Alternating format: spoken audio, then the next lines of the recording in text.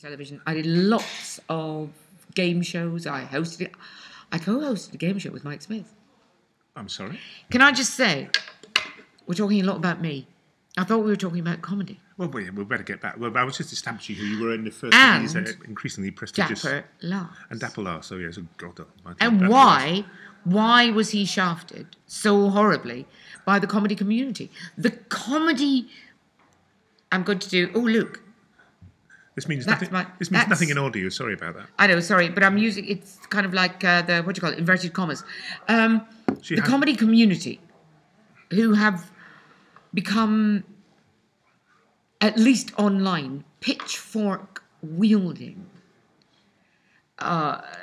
strange, PC, fascistic, humourless bastards. And in fact, having destroyed Dapper Laugh's TV series and getting it pulled off ITV2, they'd had to go poor old Andrew Lawrence. There was Dapper Laughs, who was destroyed. Andrew Lawrence, who was...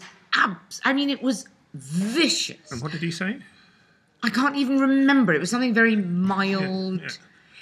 And anyway, can I put it to you, John? It doesn't matter what he says. Surely, in this world where we all have the right to free speech, it doesn't matter what he says. Except in Denmark. He has the right to say it. Yes, absolutely. And if somebody is going to tell him he doesn't have the right to say it, it's not a load of 2-bit open spot stand-ups on Facebook. But they weren't really saying he didn't have the right to say it. They just said they violently disagreed with him. No. It was way, way, way more than that. It was vicious. It was hate-filled. There's one thing to say, I don't agree with him. And then there's baying for his blood. And that was what they were doing. I can't think of anyone, particularly, who was baying for his blood, who is a greater, better, more interesting or more intelligent stand-up comic than Andrew Lawrence is. Which he is, yes. He's hugely intelligent guy. Him, Dapper Laughs. But it's anything now they leap on. There was somebody... we are both, I don't know, fans, but we're both friends and admirers of the lovely Janet Bettisworth. Oh, yes. Who recently, on Facebook, again, I don't know about Twitter, I'm not a really Twitterati, but she stood up for someone who's a long-time friend of hers, who's just been revealed as having a conviction for a sex crime. Oh, is this the... I don't know what the correct term is. What, the non-white man? Yes. Yes. Now, 2008, whatever it was, convicted. It's all just been revealed. Everybody who thought he was fabulous and who is now embarrassed about thinking he was fabulous is having a go, including the ghastly claque, CLAQUE, of non-entities and talentless loudmouths who gather on Facebook to further vilify him. I am not saying anything about anything that happened before now. It was particularly sleazy. I kept way out of that. But she merely stood up for someone who is a personal friend of hers, or has been a personal friend of hers. She's not saying, oh, that's fine, kiddie fiddling, marvellous, don't we all do it? No, we don't. She was saying, this guy is a friend of mine. I am not going to join with everyone else in having a go.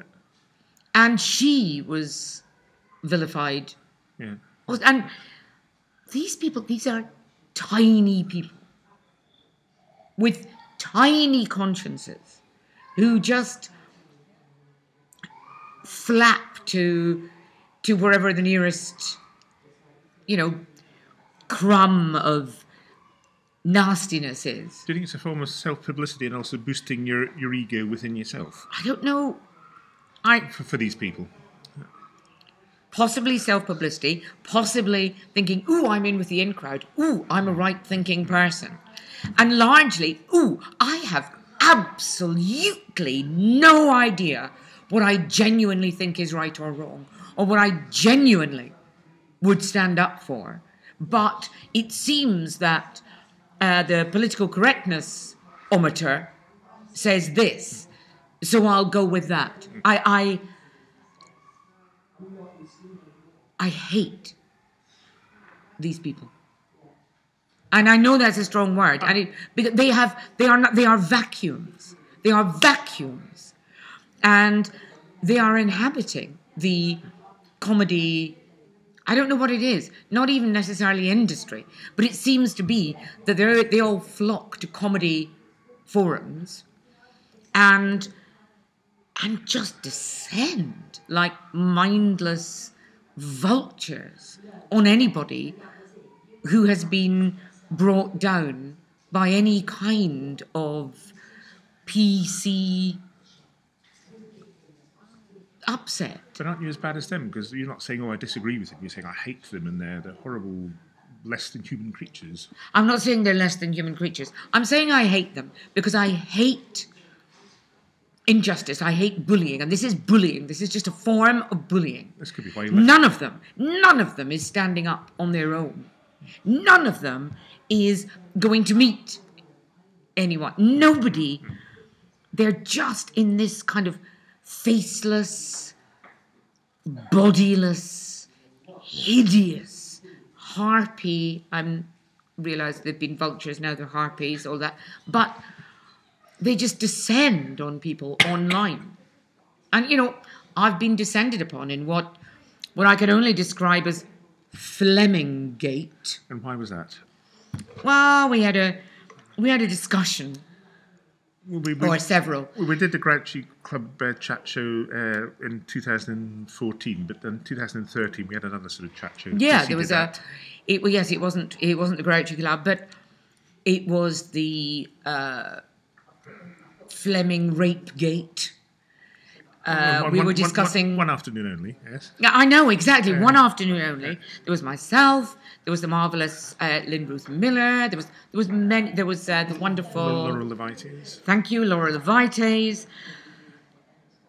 We had with input from Janet Bettisworth, from many women in the audience. Yeah, there were a lot of women in the audience, all of whom when you got attacked, all the women in the audience seemed to tell me that, in fact, they hadn't been offended. But there was an offensive thing you allegedly said. Well, you did say. But, what did I say?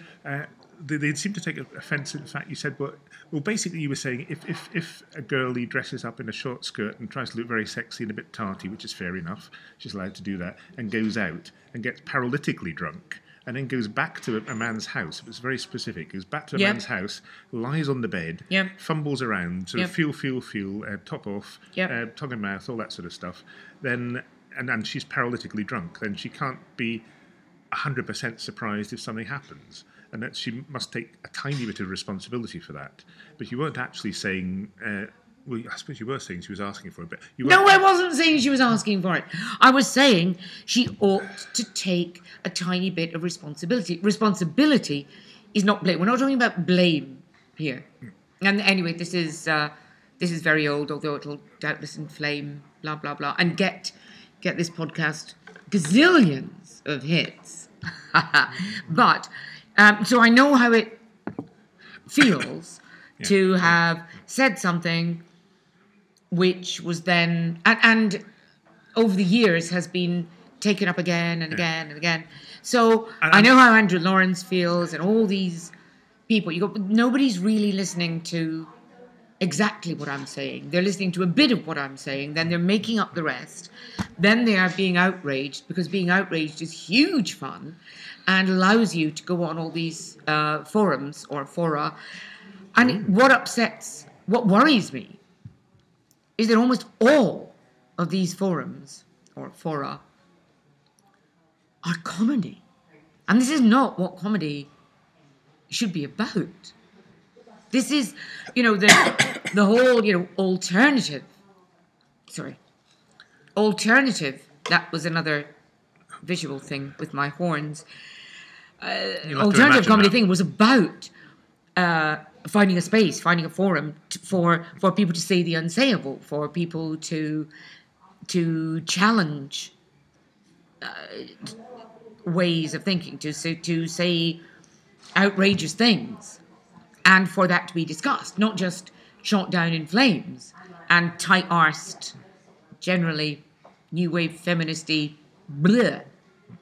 And I worry. I worry for comedy. Its mind is becoming tinier and tinier and tinier, and I worry that it will just disappear up its own increasingly puckered fundament.